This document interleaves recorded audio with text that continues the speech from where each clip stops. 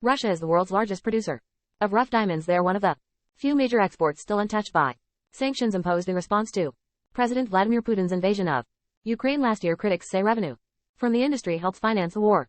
But now the European Union and the G7 are about to impose a ban on them. Our correspondent Sofia Batiza reports these glitzy videos are produced by a mining company in Siberia. A third of the world's diamonds come from here.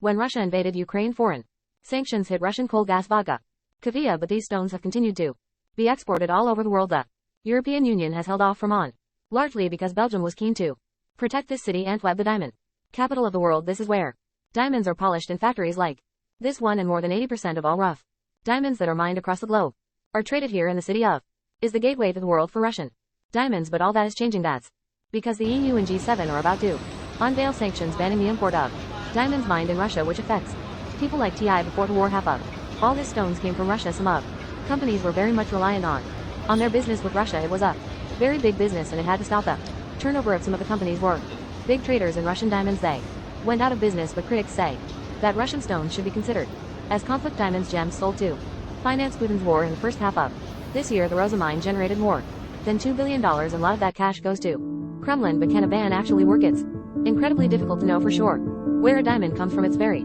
difficult to trace diamonds, so other commodities like chocolate or tea can really have a certificate of origin. It's very clear for diamonds. It's very difficult because diamonds, they travel, and they often get mixed, and it's not registered what's in the mix, so you end up with a certificate of mixed origin, and you cannot tell where they come from. And that could make this ban tricky to enforce. Analysts say it's essential to introduce a system to trace the diamonds every step of the way from the mine to jewelry store. But even with their flaws, the hope is that these new sanctions will cut off another vital source of revenue for Vladimir Putin and his war against Ukraine. Sofia Beza.